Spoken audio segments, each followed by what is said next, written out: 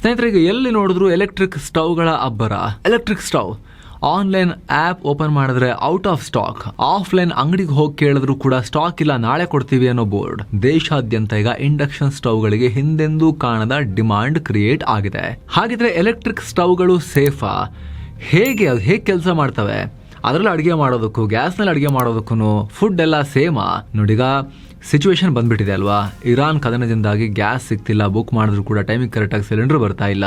ಹಾಗಂತ ಅಡುಗೆ ನಿಲ್ಸಕ್ಕಾಗತ್ತಾ? ಇಲ್ಲ. ಹಳ್ಳಿ ಕಡೆ ಸೌದೆ ಬಳಸ್ತಿದ್ದಾರೆ, ಸಿಟಿ ಕಡೆ ಎಲೆಕ್ಟ್ರಿಕ್ ಸ್ಟವ್ಗಳು. ಯಾವ ಲೆವೆಲ್ಗಂದ್ರೆ ರಾತ್ರಿ ಎಲೆಕ್ಟ್ರಿಕ್ ಸ್ಟವ್ಗಳ ಸೇಲ್ಸ್ ಬರೋಬ್ಬರಿ 100 ಪಟ್ಟು ಜಾಸ್ತಿ ಆಗಿದೆ. ದಿನಕ್ಕೆ ಬರೀ ಕೆಲ ಸಾವಿರ ಅಷ್ಟೇ ಸೇಲ್ ಆಗ್ತಾ ಇದ್ದ ಜಾಗದಲ್ಲಿ ಈಗ ಲಕ್ಷ ಎಲೆಕ್ಟ್ರಿಕ್ ಸ್ಟವ್ಗಳು ಸೇಲ್ ಆಗ್ತಿವೆ. ಹಾಗಿದ್ರೆ ನಿಜಕ್ಕೂ ಇವುಗಳು ಹೇಗೆ ಕೆಲಸ ಮಾಡ್ತವೆ? ಗ್ಯಾಸ್ಗಿಂತ ಇಂಡಕ್ಷನ್ ಬೆಟರ್ ಆಪ್ಷನ್ ಆಗುತ್ತಾ? ಹೊಸ ಎಲೆಕ್ಟ್ರಿಕ್ ಸ್ಟವ್ ತಗೋಬೇಕಾದ್ರೆ ಏನೆಲ್ಲ ಮೈಂಡಲ್ಲಿ ಇಟ್ಕೋಬೇಕು? ನಿಮ್ಮ ಮನೆಯ ಕರೆಂಟ್ ಬಿಲ್ ಎಷ್ಟು ಬರುತ್ತೆ? ಕರ್ನಾಟಕದಲ್ಲಿ 200 ಯೂನಿಟ್ ಫ್ರೀ ಇರೋದ್ರಿಂದ ಇಂಡಕ್ಷನ್ ಸ್ಟವ್ ಬಳಸೋದ್ರಿಂದ ಅಡ್ವಾಂಟೇಜ್ ಇದೆಯಾ? ಫ್ರೀ ಆಗಿ ಬೇಯಿಸ್ಕೊಂಡ್ಬಿಡ್ಬೋದಾ? ಈ ಇಂಡಕ್ಷನ್ ಹೇಗೆ ವರ್ಕ್ ಆಗುತ್ತೆ? ಬೆಂಕಿನಿಲ್ದೆ ಅಡಿಗೆ ಆಗೋದು ಹೇಗೆ ಇಂಡಕ್ಷನ್ ಅಂತ ಹೇಳಿದ್ರೆ ಎಲ್ಲ ಪ್ರಶ್ನೆಗಳಿಗೆ ಉತ್ತರ ಈ ರಿಪೋರ್ಟ್ ನಲ್ಲಿ. ಸ್ನೇಹಿತರೆ, ಕಡೆ ತನಕ ಮಿಸ್ ಮಾಡದೆ ನೋಡಿ. ಆಸಕ್ತಿ ಇರೋ ಪ್ರತಿಯೊಬ್ಬರಿಗೆ ಶೇರ್ ಕೂಡ ಮಾಡಿ ಈ ವರದಿಯನ್ನ. ನೀವು ನೋಡ್ತಾ ಇದ್ದೀರಾ ಮಸ್ತ್ ಮಗ ಚಾನಲ್. ನಾನು ಅಮರ್ ಪ್ರಸಾದ್. ಸ್ಟಾಕ್ ಖಾಲಿ, ರಾತ್ರೋರಾತ್ರಿ 100 ಪಟ್ಟು ಡಿಮಾಂಡ್. ಡೇಟಾ ನೋಡಿ, ಭಾರತದಲ್ಲಿ ದಿನಕ್ಕೆ 1,000 ರಿಂದ 2,000 ಇಂಡಕ್ಷನ್ ಸ್ಟವ್ಗಳು ಮಾತ್ರ ಸೇಲ್ ಆಗ್ತಿದ್ವು. ಈಗ 1 ಲಕ್ಷದಿಂದ 2 ಲಕ್ಷ ಒಲೆಗಳು ಪ್ರತಿದಿನ ಸೇಲ್ ಆಗ್ತಿವೆ. ಎಲೆಕ್ಟ್ರಿಕ್ ಸ್ಟವ್ಗಳು 1000 ಲಕ್ಷ ಎಲ್ಲಿ ಸ್ವಾಮಿ? ಅಮೆಜಾನ್ ನಲ್ಲಿ ಆರ್ಡರ್ಗಳು 30 ಪಟ್ಟು ಜಾಸ್ತಿ ಆಗಿವೆ.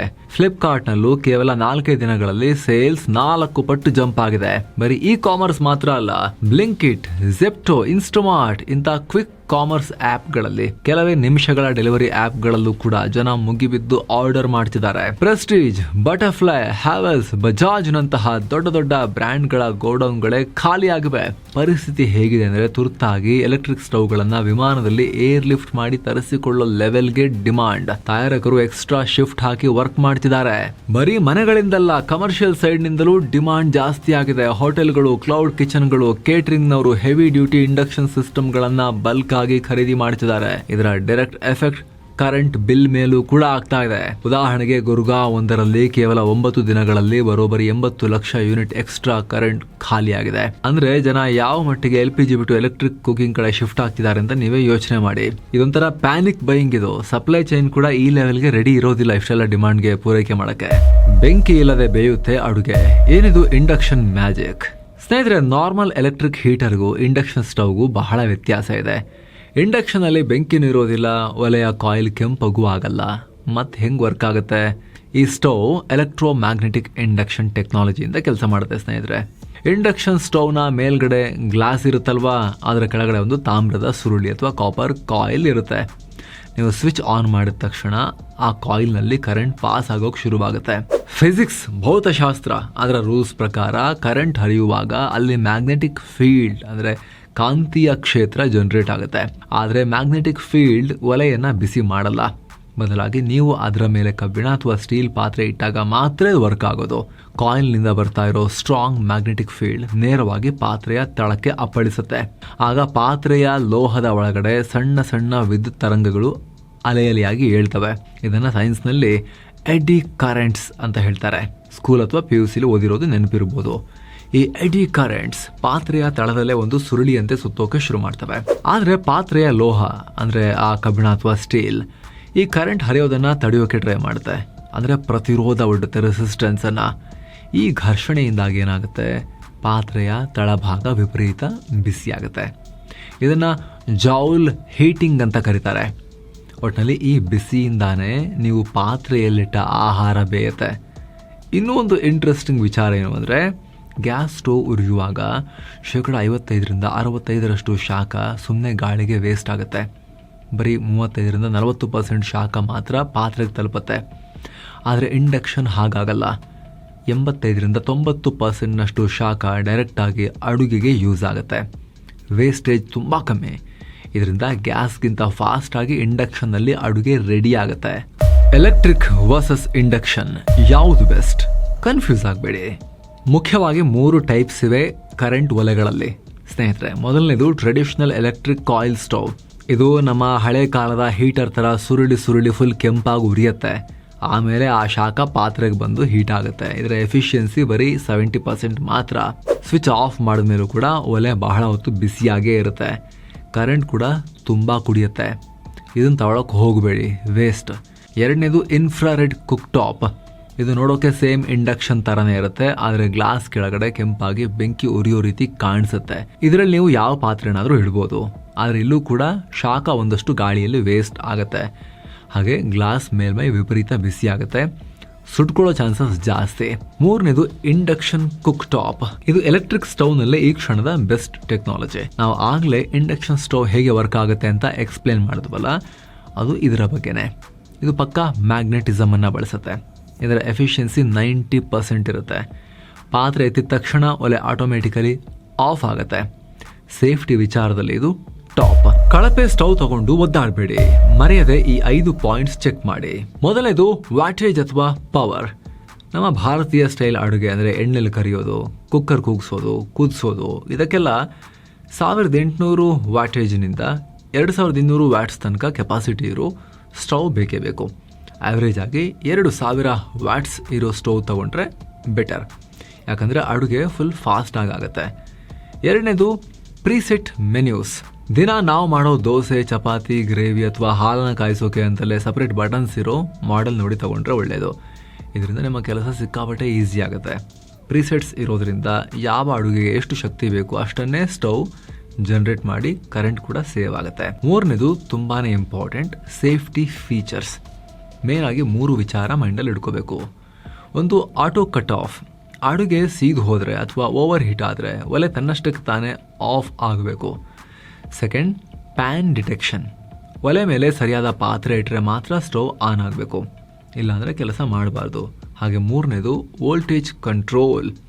ಕರೆಂಟ್ ಫ್ಲಕ್ಚುಯೇಟ್ ಆದಾಗ ಬೋರ್ಡ್ ಸುಟ್ಟು ಹೋಗದೆ ಇರೋ ಥರ ಕಾಪಾಡೋ ಕೆಪಾಸಿಟಿ ಇರಬೇಕು. ನಾಲ್ಕನೇದು, ಪಾತ್ರೆಗಳ ಬಗ್ಗೆ ಹುಷಾರಾಗಿರಿ. Cookware compatibility. ಇಂಡಕ್ಷನ್ ಸ್ಟವ್ಗೆ ಮಣ್ಣಿನ ಪಾತ್ರೆ, ಅಲ್ಯೂಮಿನಿಯಂ, ತಾಮ್ರ ಅಥವಾ ಗಾಜಿನ ಪಾತ್ರೆಗಳು ವರ್ಕ್ ಆಗಲ್ಲ. ತಳ ಫ್ಲ್ಯಾಟ್ ಆಗಿರೋ ಮ್ಯಾಗ್ನೆಟಿಕ್ ಸ್ಟೀಲ್ ಅಥವಾ ಬೀಡು ಕಬ್ಬಿಣ ಅಂದರೆ ಕಾಸ್ಟ್ ಐರನ್ ಪಾತ್ರೆಗಳೇ ಬೇಕು. ಸೊ ನಿಮ್ಮ ಮನೆಯಲ್ಲಿರೋ ಪಾತ್ರೆ ಸೆಟ್ ಆಗುತ್ತಾ ಇಲ್ವಾ ಅಂತ ಚೆಕ್ ಮಾಡೋಕ್ಕೆ ಒಂದು ಸಿಂಪಲ್ ಟ್ರಿಕ್ ಇದೆ. ಒಂದು ಸಣ್ಣ ಮ್ಯಾಗ್ನೆಟ್ ತಗೊಂಡು ಅದನ್ನು ನಿಮ್ಮ ಪಾತ್ರೆಯ ತಳಭಾಗಕ್ಕೆ ಅಂಟಿಸಿ. ಅದು ಗಟ್ಟಿಯಾಗಿ ಅಂಟ್ಕೊಂಡ್ರೆ ಆ ಪಾತ್ರೆ ಇಂಡಕ್ಷನ್ಗೆ ಪರ್ಫೆಕ್ಟ್ ಅಂತ ಅರ್ಥ. ಮ್ಯಾಗ್ನೆಟ್ ನಿಮ್ಮ ಪಾತ್ರೆಗೆ ಅಂಟ್ಕೊಳ್ಳಿಲ್ಲ ಅಂದರೆ ಅದು ಇಂಡಕ್ಷನ್ ಮೇಲೆ ಸರಿಯಾಗಿ ಕೆಲಸ ಮಾಡಲ್ಲ ಅಂತ ಅರ್ಥ. ಎಲ್ಲಿಗೆ ಕರೆಂಟ್ ಹಾಕೊಂಡು ಸ್ಟವಿಗೆಲ್ಲ ಅಂಟ್ಸೋಕ್ಕೆಲ್ಲ ಹೋಗಬೇಡಿ. ಇನ್ನೊಂದ್ಸಲಿ ಹೇಳ್ತೀವಿ ಕೇಳಿ. ನಿಮ್ಮ ಮನೇಲಿರೋ ಪಾತ್ರೆಗೆ ಮ್ಯಾಗ್ನೆಟ್ ಅಂಟಿಸಿ ನೋಡಿದಾಗ ಅದು ಅಂಟ್ಕೊಂಡು ತಳಕ್ಕೆ ಅಂತ ಹೇಳಿದ್ರೆ ಅದು ವರ್ಕ್ ಆಗುತ್ತೆ. ಅಂಟ್ಕೊಂಡಿಲ್ಲ ಅಂತ ಹೇಳಿದ್ರೆ ಆ ಪಾತ್ರೆ ಸ್ಟವ್ ಮೇಲೆ ವರ್ಕ್ ಆಗಲ್ಲ ಅಂತ ಅರ್ಥ ಸ್ನೇಹಿತರೆ. ಐದನೇದು, ವಾರಂಟಿ. ಯಾವಾಗಲೂ ಕನಿಷ್ಠ 1 ರಿಂದ 2 ವರ್ಷದ ವಾರಂಟಿ ಇರೋ ಒಳ್ಳೆ ಟ್ರಸ್ಟೆಡ್ ಬ್ರ್ಯಾಂಡ್ನ ಸ್ಟವನ್ನು ಚೂಸ್ ಮಾಡಿ. ಜೊತೆಗೆ ಬೈ ಮಾಡಬೇಕಾದ್ರೆ ಆನ್ಲೈನಲ್ಲಿ ಬೈ ಮಾಡ್ತಿದ್ದೀರಾ ಅಂತ ಹೇಳಿದ್ರೆ ಯೂಸರ್ ರೇಟಿಂಗ್ಸ್ನ ಚೆಕ್ ಮಾಡಿ. ಅದರ ಎಲ್ಲ ಸ್ಪೆಸಿಫಿಕೇಷನ್ಸ್ ಚೆಕ್ ಮಾಡಿ, ಅದರಲ್ಲಿ ಏನೇನು ಫೀಚರ್ಸ್ ಇದೆ, ಏನದ್ರದ್ದು ಸ್ಪೆಕ್ಸ್ ಅಂತ. ಜೊತೆಗೆ ಆಲ್ರೆಡಿ ಯಾರು ಬೈ ಮಾಡಿದ್ದಾರೆ, ಏನು ಫೀಡ್ಬ್ಯಾಕ್ ಕೊಟ್ಟಿದ್ದಾರೆ, ಎಷ್ಟು ಸ್ಟಾರ್ ರೇಟಿಂಗ್ ಇದೆ, ಎಷ್ಟು ದೊಡ್ಡ ಪ್ರಮಾಣ ಜನ 4 ಜನ ತಗೊಂಡು 5 ಸ್ಟಾರ್ ಕೊಟ್ಟರು ಯೂಸ್ ಇಲ್ಲ, ಎಷ್ಟು ವಾಲ್ಯೂಮ್ನಲ್ಲಿ ಸೇಲ್ ಆಗಿದೆ, ಬ್ರ್ಯಾಂಡ್ ಎಲ್ಲ ಚೆಕ್ ಮಾಡಿಕೊಂಡು ಬೈ ಮಾಡಿ ಸ್ನೇಹಿತರೆ. ಗ್ಯಾಸ್ ವರ್ಸಸ್ ಕರೆಂಟ್ ಯಾವುದು ಲಾಭ? ಇವತ್ತು ಬೆಂಗಳೂರಲ್ಲಿ ಆವರೇಜ್ ಆಗಿ 14.2 kg domestic gas cylinder rate 915 ರಿಂದ 920 ರೂಪಾಯಿ ಇದೆ. ತಿಂಗಳಿಗೆ ಒಂದು ಸಿಲಿಂಡರ್ ಖರ್ಚಾಗುತ್ತೆ ಅಂತಾನೆ ಇಟ್ಕೊಳ್ಳಿ. ಅಂದ್ರೆ ತಿಂಗಳಿಗೆ ಗರಿಷ್ಠ 920 ರೂಪಾಯಿ ಖರ್ಚಾಗುತ್ತೆ. ಈಗ ಇಂಡಕ್ಷನ್ ಸ್ಟೋವ್ ಕಡೆಗೆ ಬನ್ನಿ. ನಿಮ್ಮ ಮನೇಲಿ 2000 ವಾಟ್ಸ್ ಅಂದ್ರೆ 2 ಕಿಲೋವ್ಯಾಟ್ ಕೆಪಾಸಿಟಿಯ ಒಂದು ಇಂಡಕ್ಷನ್ ಸ್ಟವ್ ಇದೆ ಅಂತ ಅನ್ಕೊಳ್ಳೋಣ. ಅದನ್ನ ದಿನ ಬೆಳಿಗ್ಗೆ ಸಂಜೆ ಸೇರಿ ಒಟ್ಟು 1.5-2 ಗಂಟೆ ನೀವು ಯೂಸ್ ಮಾಡ್ಬೋದು. 2.5 ಗಂಟೆನೂ ಕೆಲವರು ಯೂಸ್ ಮಾಡ್ಬೋದು. ನಾವು ಆವರೇಜ್ ಆಗಿ 1.5 ಅವರ್ ಫುಲ್ ಪವರ್ ನಲ್ಲಿ ಯೂಸ್ ಮಾಡ್ತೀರಾ ಅಂತ ಇಟ್ಕೊಳ್ಳೋಣ. ಆಗ 2 ಕಿಲೋವ್ಯಾಟ್ ಇಂಟು 1.5 ಅವರ್ಸ್ ಅಂದ್ರೆ ದಿನಕ್ಕೆ 3 ಯೂನಿಟ್ ಕರೆಂಟ್ ಖರ್ಚಾಗುತ್ತೆ. ಅದೇ ಒಂದು ತಿಂಗಳಿಗೆ ಲೆಕ್ಕ ಹಾಕಿದ್ರೆ 3 ಯೂನಿಟ್ ಇಂಟು 30 ಡೇಸ್ ಎಷ್ಟು 90 ಯೂನಿಟ್ ಪವರ್ ಖಾಲಿ ಆಗುತ್ತೆ. ಬೆಸ್ಕಾಂನ ಆವರೇಜ್ ರೇಟ್ 1 ಯೂನಿಟ್ಗೆ 8 ರೂಪಾಯಿ ಅಂತ ಲೆಕ್ಕ ಹಾಕಿದ್ರು ಕೂಡ 90 ಯೂನಿಟ್ ಇಂಟು 8 ರೂಪೀಸ್. ತಿಂಗಳಿಗೆ ನಿಮ್ಮ ಕರೆಂಟ್ ಬಿಲ್ ಬರೋದು 720 ರೂಪಾಯಿ. ಜೊತೆಗೆ ಕನ್ನಡಿಗರಿಗೆ ಒಂದು ಸ್ಪೆಷಲ್ ಅಡ್ವಾಂಟೇಜ್ ಇದೆ ತುಂಬಾ ಜನಕ್ಕೆ.